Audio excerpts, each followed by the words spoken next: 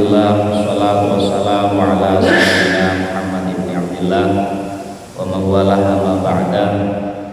Yang saya hormati bapak-bapak, ibu-ibu jamaah sholat subuh di Masjidul Hikmat.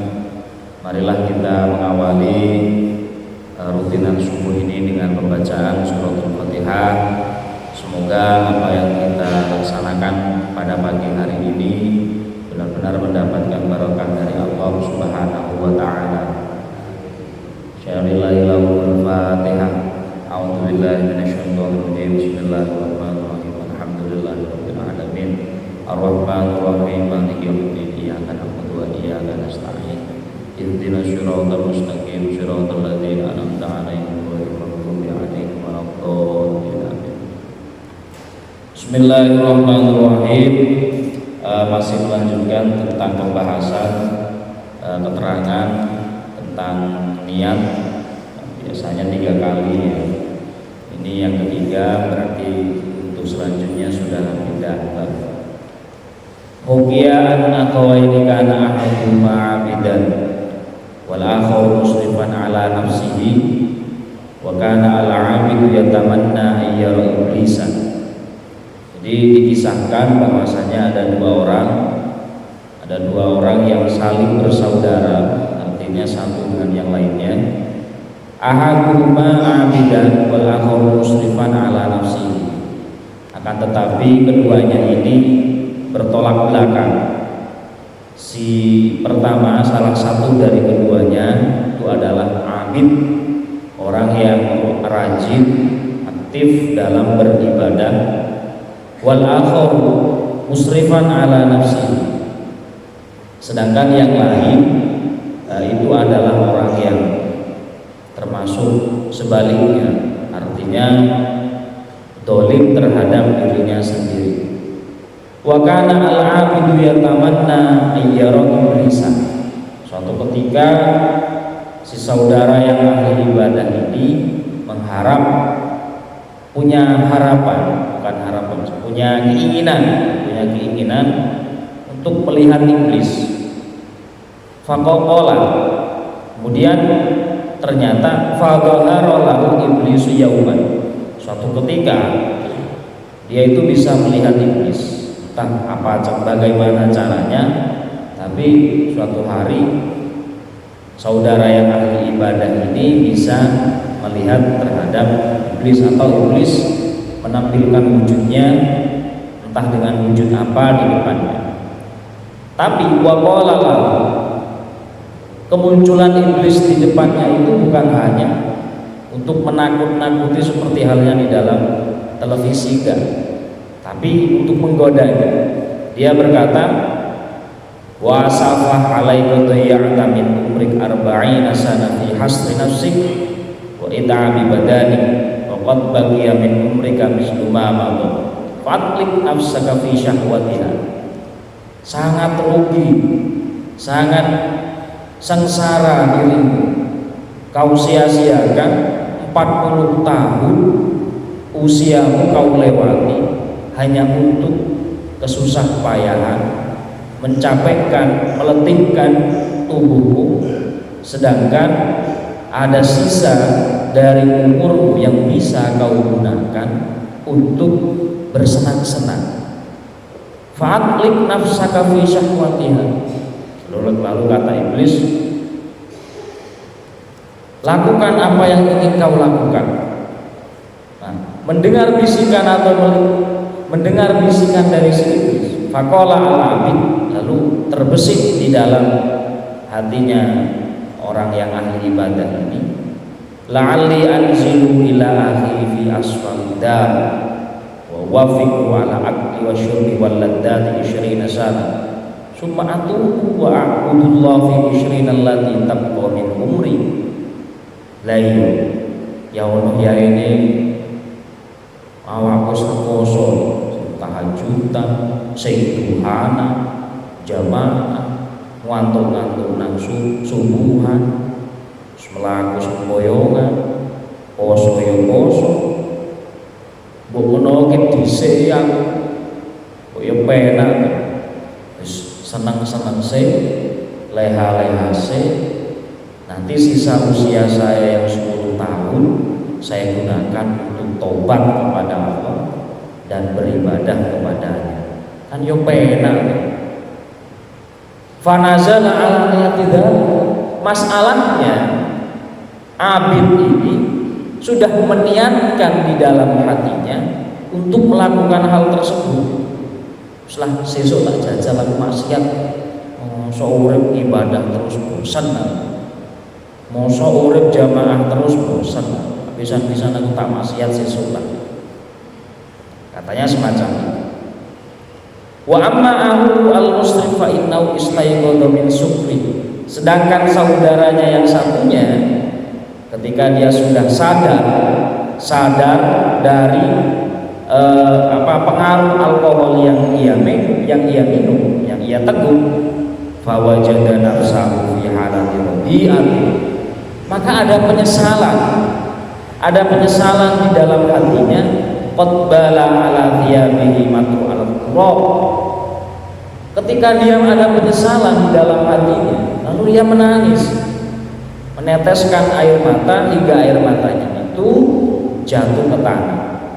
Wa fi dhullami faqala fi nafsihi. Di malam yang gelap lalu dia berkata dalam hatinya, qad afnaitu umri fil ma'asi. Sungguh telah sia-siakan umurku dalam perilaku maksiat. Wa akhi yataladdatu bi ta'atillah wa munajat fayadkhulul jannah bi ta'ati rabbih wa ana bil ma'asi adkhulun nar. Mulai dari dulu hingga sekarang sia-siakan hidupku dalam kubangan maksiat, sedangkan saudaraku yang taat, ibadah, berbakti kepada Allah, biasanya kalau malam hari dia munajat, dia berdoa kepada Allah, maka beruntunglah saudaraku kelak karena dia taat, karena dia berbakti kepada Allah, maka dia akan masuk surga. Sedangkan apa jadinya dengan diriku? Adkhulun nar. Aku yakin karena perbuatanku selama ini aku akan masuk surga. Summa aqadat taubatan wa nawa al khaira wal ibadah. Lalu terbesit di dalam hati orang yang dolim ini, saudaranya yang dolim ini, terbesit untuk niat ngelereni, menghentikan niat saja itu ya, belum melaksanakan, ngelereni apa yang telah dia lakukan, dan dia niatkan dalam hati besok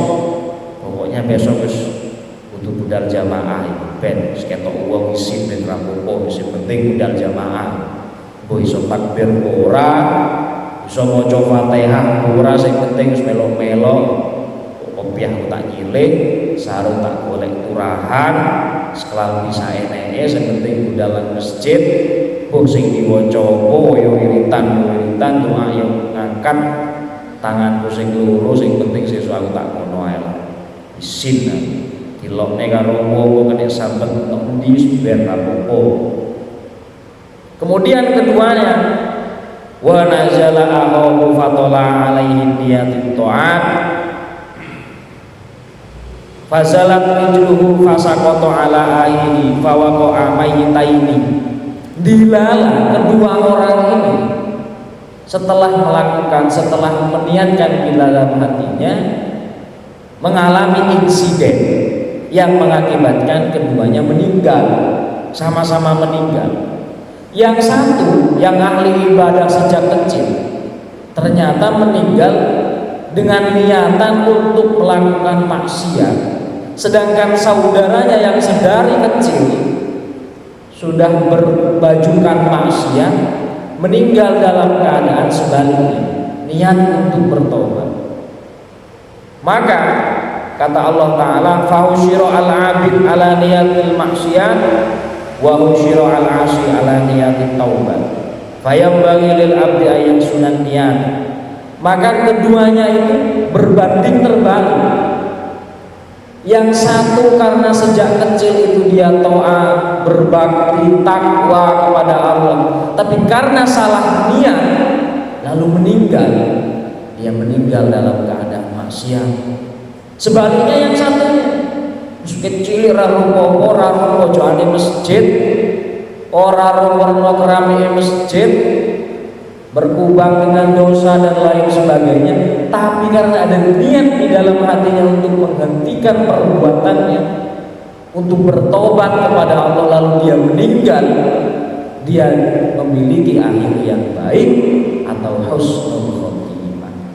Maka dari itu Bapak Ibu yang saya hormati, sekali lagi jangan kita remehkan niat, apalagi di bulan Ramadan ini. Jangan sampai kita memiliki niatan yang tidak baik. Berdasarkan cerita ini kita bisa memetik kesimpulan yang pertama, satu, bahwa niat itu memang benar-benar mampu merubah sesuatu yang besar menjadi kecil, pun pula sebaliknya merubah sesuatu yang kecil menjadi besar karena niat. Yang kedua, kita nggak tahu kapan kita akan dipanggil oleh Allah Subhanahu wa Ta'ala. Dilalah waktu kita dipanggil oleh Allah, kita sudah punya niatan yang baik, maka itu akan menjadi poin tambahan untuk kebaikan kita menghadap kepada Allah Subhanahu wa Ta'ala. Wa qad hukiya aidan annal abda yuktabi yaumal qiyamah. Diceritakan bahwasanya kelak Allah Ta'ala akan memberikan sesuatu terhadap hambanya di hari kiamat. Wa ma'ahu hasanatun ka'amsalil jibal. Hamba tersebut, katakanlah orang yang ahli ibadah sejak kecil, maka kebaikannya itu sangat banyak sekali sehingga melebihi besar sebuah gunung. Fayunadi munadin, lalu dipanggil, ada panggilan, mangkana lahu inda fulanin haqqun falyati lahu walyakun haqqahu minhu. Barang siapa yang masih punya tanggung jawab terhadap si fulan, ambil amal ibadahnya untuk kalian semua. Fayakhuduna hasanatin hatta lam yabqa lahu hasanatun. Sehingga semua orang di hari kiamat itu merasa kalau masih memiliki tanggung jawab terhadap Mustafa, sehingga amal ibadah saya diambil oleh orang yang pernah saya sakiti, amal ibadah saya diambil oleh orang yang pernah saya rasani, amal ibadah saya diambil oleh orang yang pernah saya dolimi. Maka semua amal kebaikan saya di akhirat waktu saya bawa tidak tersisa sedikit pun, sehingga falam yabqa lahu hasanatun, nggak ada apa-apanya. Karena semua orang yang pernah berinteraksi dengan saya, pernah saya sakiti, pernah saya dolimi, pernah saya rasani dan lain sebagainya, sehingga saya nggak punya apa-apa, miskin saya di akhirat. Fayasiru hayron, maka orang itu akan menjadi orang yang bingung. Fayaqulullahu ta'ala lahu, lalu Allah datang berkata kepada orang tersebut, abdi inna. Fayaqulu, lalu orang tersebut berkata, ya Rabbi ma huwa, wahai Tuhan, apakah gerangan sesuatu yang kau simpan untukku? Fayaqulu, Allah berkata, niyatukal ladzi kunta tanwi biha al khaira katabtuha laka indi sab'ina dhifan. Niat kebaikan yang dulu pernah kau lakukan, yang belum kau laksanakan, kusimpan sebagai deposito dirimu, kulipat gandakan menjadi 70 kali lipat. Jadi amal ibadah orang tersebut saat di akhirat sudah diambil oleh orang lain karena dia memiliki tanggung jawab, memiliki kesalahan yang belum dia selesaikan terhadap orang lain, tapi dia masih punya satu simpanan, yaitu niat kebaikan yang dia ingin lakukan tapi belum terlaksana, dan itu Allah jadikan berlipat ganda itu niat untuk dirinya yang menyelamatkannya dari zomnya amal ibadah. Wa hukiya aidan, juga diceritakan annahu yukta bil abdi yaumal qiyamah, kelak di hari kiamat apabila ada seorang hamba yudfa'u lahu kitabun, ketika semua catatan amal ibadahnya itu diberikan, fayakhudhuhu biyamini, orang tersebut menerima buku catatan amalnya dengan tangan kanannya. Heran, dia heran. Kenapa kok heran? Karena dia merasa selama di dunia dia gak begitu beramal baik. Bahkan kalau dihitung secara matematika lebih banyak amal buruknya. Fayajidu fiha hajjan. Ketika dia buka itu buku catatan amalnya, dia maktub tertulis di dalamnya, dia pernah melaksanakan, dia pernah haji, dia pernah jihad, dia pernah sedekah, ma fa'ala. Padahal dia belum pernah sama sekali melakukannya. Maka dia bingung. Wah, ini jangan-jangan malaikat ini salah catat atau salah memberi buku catatan, atau jangan-jangan ini buku catatan orang lain. Fayaqulu, lalu dia berkata atau proteslah, ya Rabbi laisa hadza kitab, Tuhan ini bukan buku saya, ini bukan buku catatan amal saya. Oh, saya yakin ketika di dunia rapot saya itu merah. Kenapa ini nilainya 9 semua, 8 semua? Bahkan saya tercatat menjadi orang yang pernah haji. Lihat Ka'bah di televisi pun saya nggak pernah. Labbaik aja dengar dari latihan orang haji dan lain sebagainya. Gimana saya bisa dicatat orang yang pernah haji? Kemudian saya tercatat orang yang pernah sodako. Jangankan sodako untuk keluarga saja saya pelit, apalagi orang lain. Fa inni ma fa'altu syai'an min dzalik. Gak pernah apa yang tercatat di dalam buku ini gak pernah saya lakukan, ya Allah. Fayaqulullahu ta'ala, lalu Allah berkata, hada kitab, loh ini catatan. Li'annaka ishta umran tawilan, kau hidup begitu lama. Wa anta taqul, waktu hidupmu kau pernah berkata, lau kana li malun hajajtu minhu, seandainya saya punya uang yang banyak dan cukup, maka niscaya saya akan berangkat haji. Lau kana li malun tasaddaqtu minhu, seandainya saya punya uang yang banyak yang cukup untuk saya berikan kepada orang lain, tasaddaq, maka saya akan bersedekah. Fa'araftu dzalik min sidqi niyati wa a'taytuka thawaba dzalik kulli. Maka kata Allah, aku tahu tulusnya niat dirimu, tapi apa daya kemampuanmu tidak mampu, maka niatmu itulah kucatat menjadi amal kebaikan yang akan membantu hari ini pada saat hari kiamat.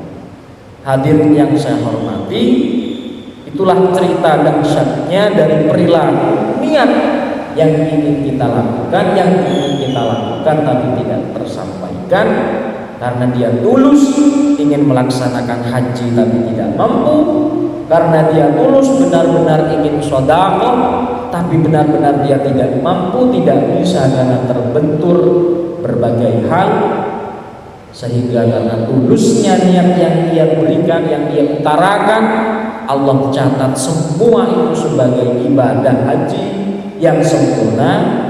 Allah catat sebagai ibadah sedekah yang sempurna. Tapi dia jangan dibalik. Ya udahlah, niat aja, nggak usah dikerjakan. Ya itu nanti dibalik juga sama Allah gitu. Yang penting niat. Ya udah. Kalau yang penting niat sampai dibalik. Anda niat makan kenyang apa tidak kan gitu. Ya udahlah, kalau gitu nggak usah sedekah, yang penting niatnya itu udah lebih besar dari sedekahnya.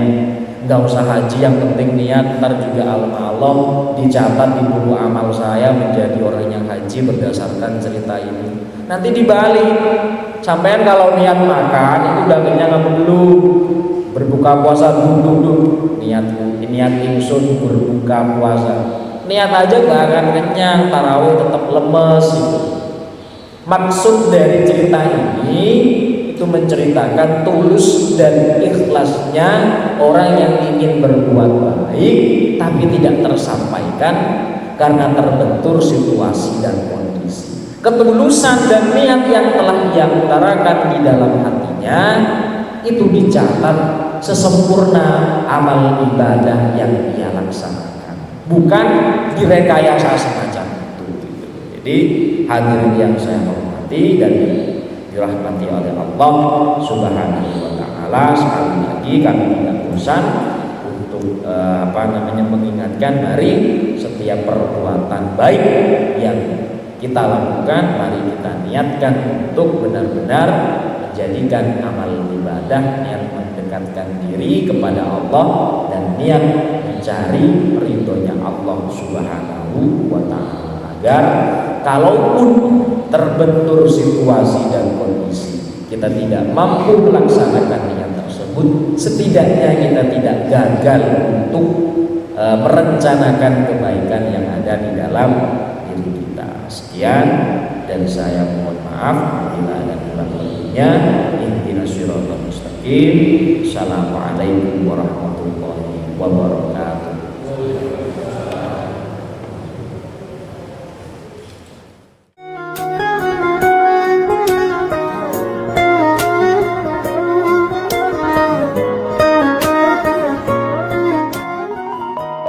You